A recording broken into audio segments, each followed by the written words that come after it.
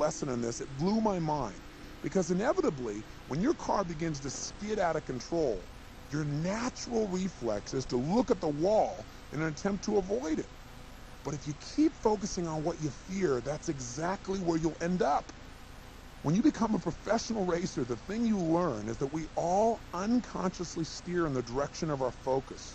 So if you're staring at that wall, it's exactly where you're going to go. What you have to be willing to do is have faith. You've got to turn your head and look in the direction you want, the direction of the open track, even though you're still heading towards the wall. But you know what happens in the last moment? The tires catch and you turn in the direction you want to go. That's only if you maintain your focus on what you want. In life, most people focus on what they don't want instead of what they do. If you'll resist your fear and have some faith and discipline your focus, your actions will naturally take you in the direction you want to go. Release your fears and focus right now on what do you truly desire and what do you truly deserve. To travel the high road from pain and into pleasure, you need to discover numerous positive ways to change your outlook. Consider some of these simple strategies. You could just sing along with your favorite music. That immediately changes the way you feel. Or you could read something that offers information that you can immediately apply to your life. Or you could laugh at a funny movie or a show, or swim several laps in a swimming pool. Or maybe share a meal with your family or with a friend. You could dance, even though you don't think you can, do it anyway. You could soak in a warm tub. You could come up with 5 new ideas to make your life better. You could get to know a stranger. You could tell silly jokes to a friend, knowing that they'll probably still like you afterwards anyway. You could listen to a tape by your favorite author. Just kidding. You could write in your journal. You could hug and kiss your spouse. Pick one of these right now and try it. See if it changes your state.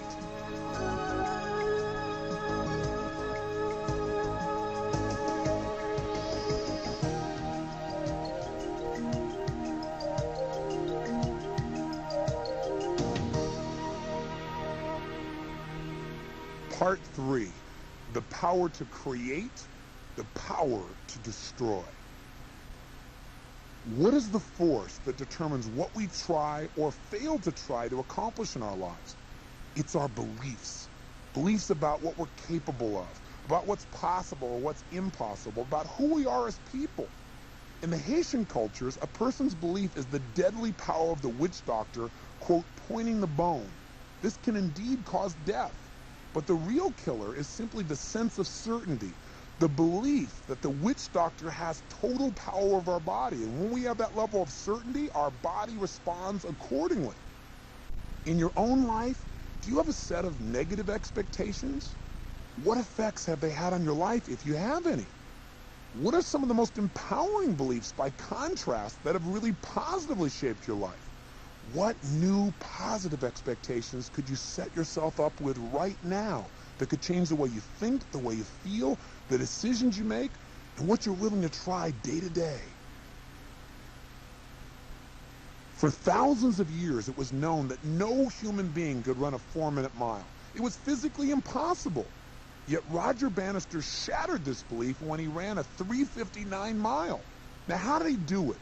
He started by practicing in his mind's eye.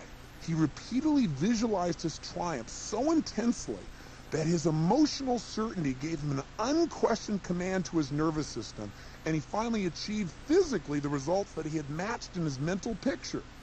Following in Bannister's stride and believing that they too could do it, within 1 year, several other people duplicated this feat when no one had done it in thousands of years. What barrier do you need to burst through? What's your 4-minute mile?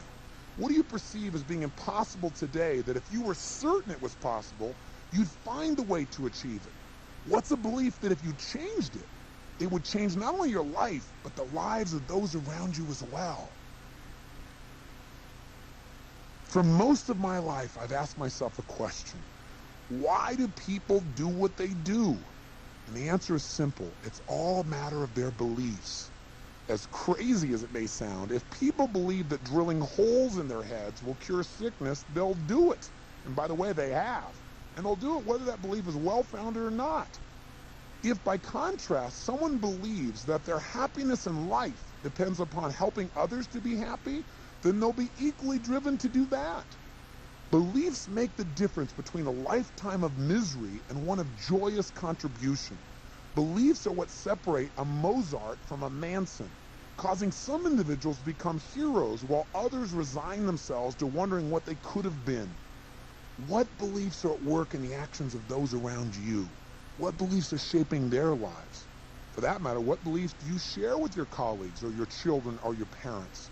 What's a new belief that if you adopted it today, it would open up a whole new set of possibilities for your life? Beliefs have the power to create and the power to destroy. Because of their amazing influence on our lives, we must understand 3 challenges.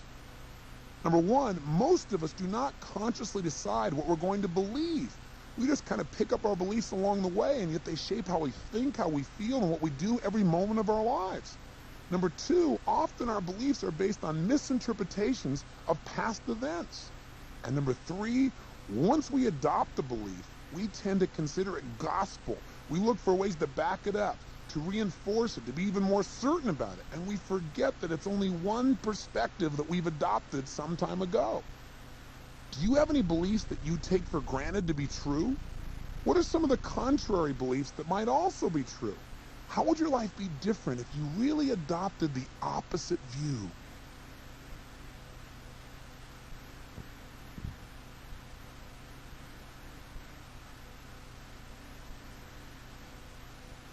We can turn any idea into a belief if we just provide enough reference experiences to support it. Which one of these statements is true, for example? People are basically honest and decent if you give them half a chance they want to help you, or people are dishonest. They only look out for themselves and they'll rip you off if you give them half a chance. Well, you might say they're both true, but what's really true is what you're certain about, what you have developed as a belief. If you wanted to, don't you have enough experiences, enough what we call references to back up the belief that people are basically rotten? Haven't you read enough about it, heard enough about it, or experienced enough to back that belief up? Put legs underneath that table of certainty, if you will? If you focused on other experiences, couldn't you just as easily remember experiences that would make you feel certain that people are honest, that they're caring, that they'll go out of the way to help you if you care about them? Which one of these beliefs is really true? Whichever belief you construct to be true within yourself. Remember, we can always find a way to back up any belief, so choose your beliefs well. While an unshakable sense of certainty can help you accomplish great things, it also has the potential to blind you to the very information that could change your life forever. Have you ever met someone who, out of their need to stay certain, wouldn't listen to a new idea? If you were to take a look at your own beliefs through someone else's eyes, what might you see? Beliefs drive all of our behaviors. While some affect only one aspect of our lives, others are much more pervasive. For example, a specific belief like John is dishonest would certainly influence your interactions with John, but believing people are dishonest would have ramifications far beyond this single relationship. I call these types of beliefs global beliefs. Global beliefs like this one are usually based on some generalization made a long time ago under certain extreme circumstances. We may have completely forgotten the original circumstance in which the belief came up, and yet unconsciously we still allow it to guide our decision making. The effect these beliefs can have on our lives is unlimited, but this does not have to be negative.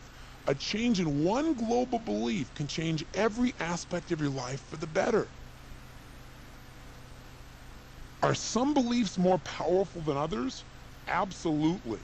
There are 3 different levels of certainty.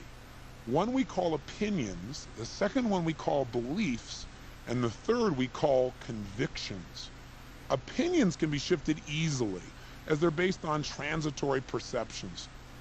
Beliefs, however, are much stronger because they're usually based on an experience someone has actually had or one they have a lot of emotion attached to, although it can be based on other things they've heard from other people. It is possible to destabilize this person's certainty by getting them to question what they used to believe and inducing a bit of doubt. A conviction, on the other hand, is incredibly intense and very difficult to change because it's usually buttressed by such high emotional intensity that the person holding it not only feels certain about this, but they can actually become enraged or blinded to any rational discussion if that conviction is ever questioned by another person. Convictions can be incredibly empowering or unbelievably destructive. Which of your beliefs are opinions? Which do you feel more strongly about you would call beliefs? And do any of these fall on the level you call conviction? Because of the passion they inspire within us, convictions propel us to action. Someone who cares deeply about the rights of animals has a belief, but someone who spends spare time passionately educating the public about such issues as laboratory testing and the consequences of eating a meat-based diet, they clearly have a conviction. Are there areas of your life in which holding a conviction would give you the added drive to push through all kinds of obstacles? For example, can you see how having a conviction that you will never let yourself become overweight again would compel you the minute you start to get overweight to immediately make changes in your lifestyle? Do you realize how a conviction like "I can always find a way to turn things around" could help you steer through the toughest of times? What's a conviction that if you adopted it now, it would give you true personal power for your life? All personal breakthroughs begin with the change in beliefs. How do you replace a limiting belief? Well, the most effective way is to destabilize your old belief. In other words, to shake your certainty by inducing doubt, by beginning to question that old belief. So you need to remember that your brain is always trying to move you away from pain. So think about all the negative consequences that this belief has caused. Ask yourself, as I consider it, what's actually silly, stupid, or ridiculous about this belief? And really make yourself answer that question. Or ask, what has this belief already cost me in my life? How has it limited me in the past? And I'm not willing to let this happen anymore. Or thirdly, ask, what could it cost me in the future if I don't change this belief right now? Answering these types of questions could help you associate painful feelings to this old, undesired belief and provide you with the leverage and the opportunity to replace it with a new, empowering belief. The power of expectation in enhancing performance is well documented, and it's been called the Pygmalion effect. In one study, teachers were told that certain students in their classes were gifted and needed to be constantly challenged in order to excel. The teachers, of course, complied, and not surprisingly, these same students became top achievers. However, unbeknownst to them all, the students that had been identified as gifted hadn't actually demonstrated higher intelligence prior to the study. Some, in fact, had previously been labeled poor students. What made the difference? The newfound sense of certainty that they were superior was instilled by a teacher's, quote, false belief about them. Can you see the importance of your beliefs about yourself and about other people? What could you accomplish if only you had the faith to tap your vast potential, or if you had greater faith in those around you or in your children for that matter?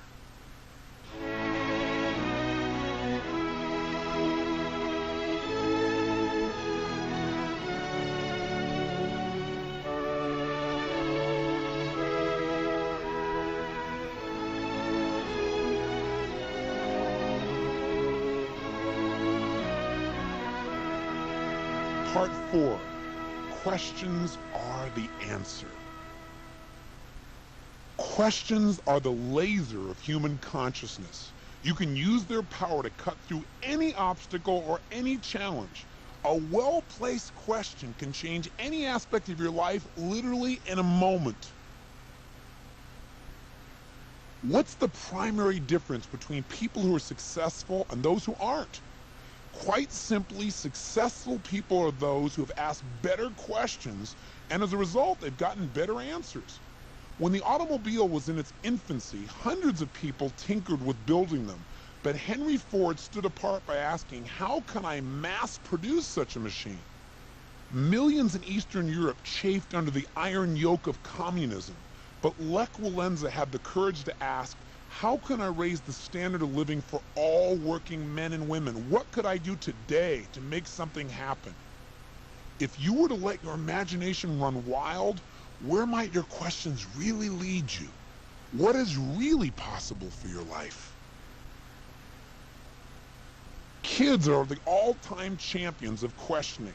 What could you gain by imitating the innocence and the curiosity of children who are completely determined to get an answer once they ask a question?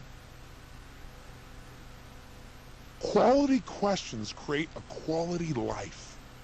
Businesses succeed when their decision makers ask the right questions about product lines or markets or strategic planning.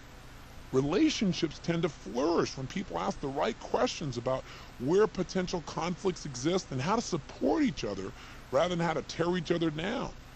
Communities benefit when leaders ask the right questions about what's most important and how can citizens work together towards shared goals. For whatever area of your life you want to improve, there are questions you can ask that will provide you with the answers, the solutions that can catapult you and those you love to a higher level of success and enjoyment than you ever dreamed of. Do you need to ask questions about quality, about commitment, about contribution? There is no question that the capacity of our brains is phenomenal.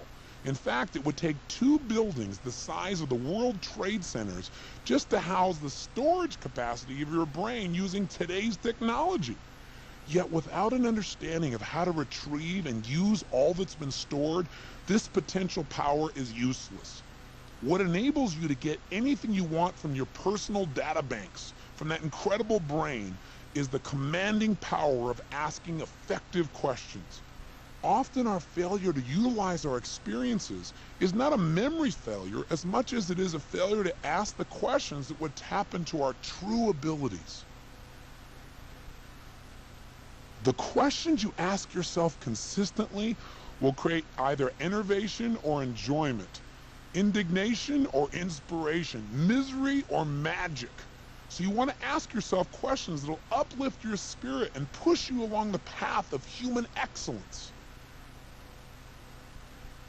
If you've repeatedly tried and, let's say, failed to lose weight, could it be that you're asking yourself the wrong questions? Questions like, what will fill me up? Or what's the sweetest, richest food I can get away with today? What if you were to ask instead, what will really nourish me? What light, delicious dish could I eat that would give me some energy right now? Will this cleanse me if I eat this, or will this clog me? And if you're tempted to binge, if I eat this, what will I have to give up in order to still achieve my goals? Is it worth it? What's the ultimate price I'll pay if I indulge right now? A single change in the habitual question you tend to ask yourself can and will profoundly change the quality of your life. Questions immediately change what we're focusing on and therefore how we feel. Don't you have treasured moments in your life that if you focused on them again, you'd immediately feel wonderful right now? Perhaps it was a day when you moved out on your own, the birth of your first child, or a conversation with a friend that really helped you or touched you, or gave you confidence to really shoot for the stars. Questions such as, what am I grateful for, or what could I be grateful for right now? What's wonderful in my life right now? If we really think about these and really entertain these questions, they can guide us to remembering these moments, allowing us not only to feel good about our lives, but also to contribute more to those around us. There's a big difference between an affirmation and a question. See, you can repeat affirmations like, I'm happy, I'm happy, I'm happy, I'm happy, I'm happy, I'm happy, all day long. But it's not going to produce the same sense of certainty as consistently asking an empowering question like, what am I happy about right now? Or what could I be happy about now if I really wanted to be? And how does that make me feel? Rather than merely pumping yourself up, questions direct your focus and get you to come up with some real and compelling reasons to feel this emotion.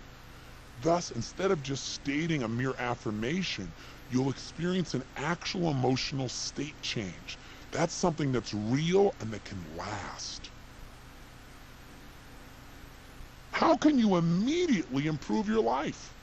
By discovering and modeling the habitual questions of people you respect. See, if you find someone who's extremely happy, I can guarantee you there's a reason. And that reason is this person focuses relentlessly on what makes them happy, and they continually ask questions about how to be even happier. People who do well financially ask different questions as they look at an investment than people who produce meager rewards. So a new level of success in any area of your life is as close as a new question, a question you can model from someone who's already experienced that which you desire. Remember, ask and you shall receive. One of the main ingredients of success is the openness to receive answers. See, back when Walt Disney was creating his Magic Kingdom, he had a unique way of requesting input. He designated an entire wall to display all the stages of a project, and everyone in the organization was invited to post their answers to the question, how can we improve this? Thus, Disney gained access to the combined resources of a creative army, producing results that were commensurate with that level of quality input. See, you don't have to be at the helm of a leading organization to benefit from this tool. How could you cast your focus in new directions? What people do you interact with daily that could provide you with a wealth of resources if you only asked?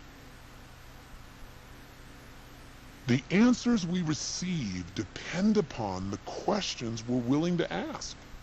See, it's all a matter of discovering the particular question that'll help you access a more resourceful state of mind and emotion. For example, if learning and progress are important to you, then a question such as, how can I use this situation to do even better in the future, will be most effective in breaking any negative emotional pattern because you want to grow so much. With especially difficult upsets, you might have to ask, 10 years from now, will this really even matter? This often will break your pattern. To deal with relationship upsets, ask questions such as, what else could be affecting this person right now? And how could I help them? This is a quick way to resolve your differences and begin to express your compassion. A simple question that can make a huge difference was suggested to me by Leo Buscaglia. Many people know him as the Love Doctor. You see, when Leo was young, his father asked him every night, Leo, what have you learned today? Leo knew he better have an answer, and a good one. In fact, if he hadn't learned anything really interesting in school that day, he'd scurry for the encyclopedia. Decades later, Leo still won't go to bed until he's learned something new and valuable for the day. How could your life or your children's lives be immeasurably enhanced by adding this question or one like it to your daily routine? You see, all day long you're asking questions. Why not ask a better one? In what ways could you make this process as fundamental as eating or sleeping? At some point, you must stop asking questions and start taking action. Questions such as, what is my life really about? What am I most committed to? Why am I here? Are incredibly powerful. But if you agonize over getting the perfect answer to these questions, you're not going to get very far. Often you have to just make a decision to go with the first gut level response.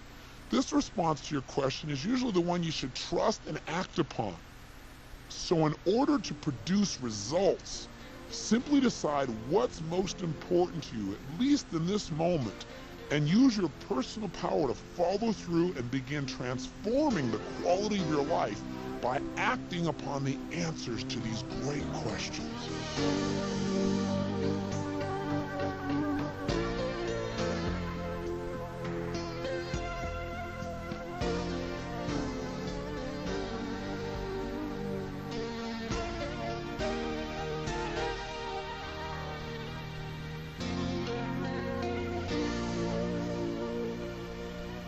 Part 5.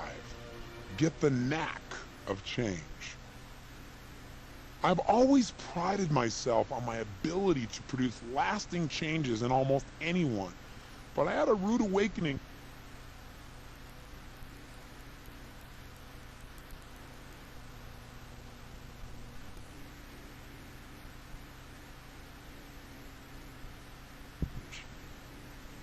I've always prided myself on my ability to produce lasting changes in almost anyone, but I had a rude awakening one day when a man I'd helped years before to quit smoking approached me.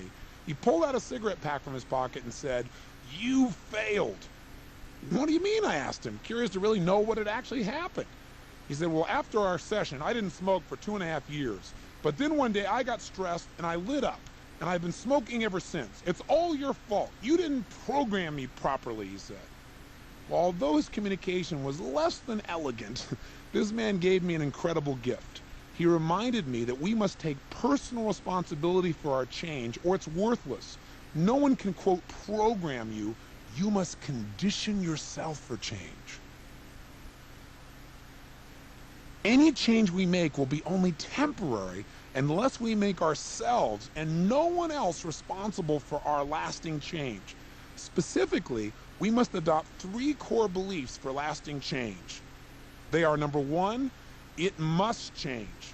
Believing that we should change something is not enough. Number 2, I must change it.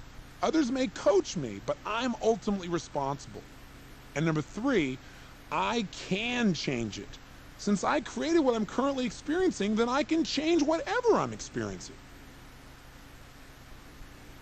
What really makes change happen?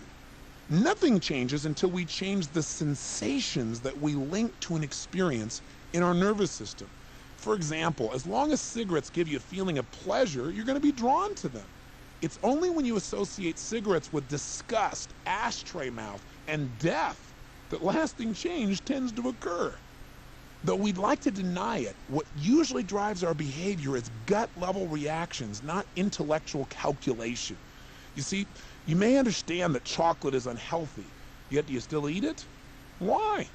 Because you're not driven so much by what you intellectually know, but instead by what you've learned to link pain and pleasure to in your nervous system. It's our neuroassociations, that is, the associations we've established in our nervous system, that determine what we'll actually do. Why don't most attempts at breaking a habit work? Because we address the symptom of the problem by dieting or going cold turkey or cutting up their credit cards. But if we don't eliminate its cause, it's going to resurface. The technology I've developed is called Neuro-Associative Conditioning, or NAC, the knack of change. It's a simple yet powerful 6-step strategy for producing lasting changes. And the 6 steps are: number 1, state clearly what you really want. Most people focus on what they don't want, and that's what they actually achieve. Number 2, get leverage on yourself. Make change a must. Step 3, interrupt your old limiting pattern. Break the habit's hold on you. Number 4, create a new empowering alternative to your old pattern. You can't stop a behavior or stop an emotion. You've got to replace it. Number 5, condition it. Reinforce this new pattern until it becomes a positive habit. And finally, 6, test it. Make sure it actually works in the situations where your old habits used to come up. Next, step number 1. Decide what you really want and determine what's preventing you from having it right now. Remember that we get whatever we focus on. So rather than dwelling on what you don't want, clearly articulate what you do want. For example, instead of making your goal to stop smoking, decide what you want to do to be more healthy, vibrant, alive than ever before in your life. The more specific you are, the more power you'll have to rapidly achieve what you want. Once you've decided what you want, identify any obstacles you may face, such as the anticipated pain that might occur as the result of changing. What do you really desire, and what's preventing you from having it now? Next, step number 2, get leverage. Associate massive pain to not changing now and immense pleasure to immediately making this change. Ask yourself, what will this behavior or emotion cost me if I don't change it? What will I miss out in my life if I don't make this shift now? What is the old behavior already costing me mentally, emotionally, physically, financially, and spiritually? How does this negatively affect my career or loved ones? Then vividly imagine and experience the pleasurable effects of making this change now. Ask yourself, when I do change, how will that make me feel about myself? What kind of momentum will I create by making this change? How will my family and friends feel? Will they be proud of me? How happy will I be? Don't I deserve these benefits right now? Next step number 3, interrupt the limiting pattern. Have you ever seen a fly trapped in a room, desperately seeking an exit? It smacks itself repeatedly against the nearest window over and over again. Have you ever noticed people doing something a lot like this? They may have plenty of motivation, but if they keep doing what doesn't work, they're never going to achieve their goal. It's like the spouse or parent who constantly nags, yet to no avail, or even to contrary results. Interrupt any limiting pattern you find by doing something unexpected immediately. If, for example, you nag, catch yourself mid-sentence, drop to your knees, and flash a smile. And then walk over and hug them, and then tell them how much you love them. What are some fun and playful ways you could interrupt some limiting pattern in your life? To create a new pattern of either thinking, feeling, or behaving, you must first interrupt the old pattern. To visualize this, think of a compact disc. Why does it play the same music every time? Because there's an invisible pattern cut into it.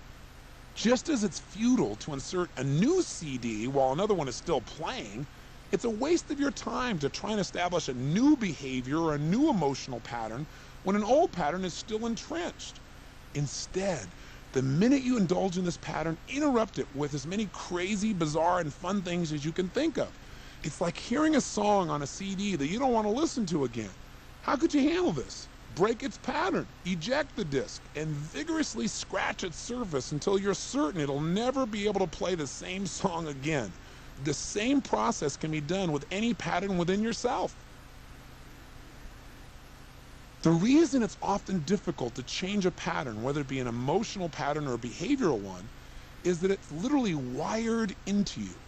One researcher proved this by moving a monkey's finger back and forth and monitoring the resulting connections between nerve cells in the brain as these movements were occurring. With repeated movement, he noted that the thread of connection strengthened, and after moving the animal's finger hundreds of times, they bound together into an irresistible pathway. Now, quote, wired for this behavior, the monkey continued to flex his fingers of his own accord even after the conditioning stopped.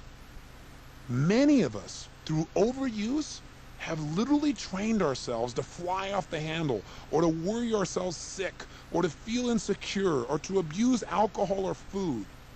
What positive reflexes could you strengthen through repetition in your body and in your emotions?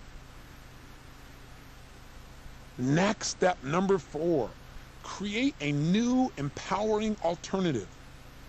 A study of reformed drug abusers found there were different relapse rates for different individuals. Those who were forced externally to give up their drug abuse usually resumed it immediately upon being released from jail. Those who were internally motivated to quit managed to abstain for an average of 2 years. Yet those who replaced their addictions with a new alternative, such as focusing on religion or developing a new work skill, generally went a minimum of 8 years or more without backsliding, and the majority of these people never abused drugs again. Most people's attempts at change are only temporary because they fail to find an alternative way of getting out of pain and into pleasure. Old patterns must be replaced, not just eliminated. So as you look at your own patterns, what's a new alternative that could make you feel good that would be different than what you've done in the past? Next step number 5, condition the new pattern until it is consistent. Do you remember the monkey which through consistent use of its finger literally created a neural connection, that's a nerve connection in the brain, that drove it to continually flex the finger in the future? Well, researchers have proved that if they emotionally excited that animal while training it, the neural connections were strengthened and intensified with fewer repetitions. In other words, if you want to establish a new emotional pattern or a new behavior, then while you're imagining it, you want to put yourself in a peak emotional state. If you do this with music or visualization or excitement, you'll find you can establish a new pattern in a matter of minutes instead of a matter of months, weeks, or years. And remember, as soon as you start to do a new pattern of behavior, you want to immediately reward yourself or someone you're trying to help whenever you use that pattern in the future. A pattern of thinking, feeling, or behaving that is consistently reinforced will eventually become a positive habit. Next step number 6, test it. Use the following to double check that you've taken each of the 5 preceding steps correctly. Number 1, make certain that when you think of your old pattern of feeling or behaving, that you immediately associate intense pain to it. For example, if you smoked before, make sure now you don't like the thought of smoking at all. It doesn't feel good to you. Number 2, be sure that pleasure is fully associated to your new pattern. When you think of your new behavior or the new feeling, do you feel pleasure instead of pain? Number 3, make certain that this new behavior is consistent with how you want to live your life. Is it aligned with your goals, your beliefs, your life's philosophy? Number 4, make sure the benefits of the old pattern have been maintained. For example, if you used to smoke in order to calm yourself or reduce stress, do you have a new alternative way of accomplishing these things that allows you to reduce your stress and feel relaxed immediately? Will the new behavior or feeling still allow you to get the feelings of pleasure that you used to get from the old pattern? And finally, 5, imagine yourself behaving in this new way in the future. In other words, picture something that would have triggered you to indulge in your old behavior, and make certain that you automatically now feel like doing the new behavior instead of the old one. This will show you that the new pattern really works.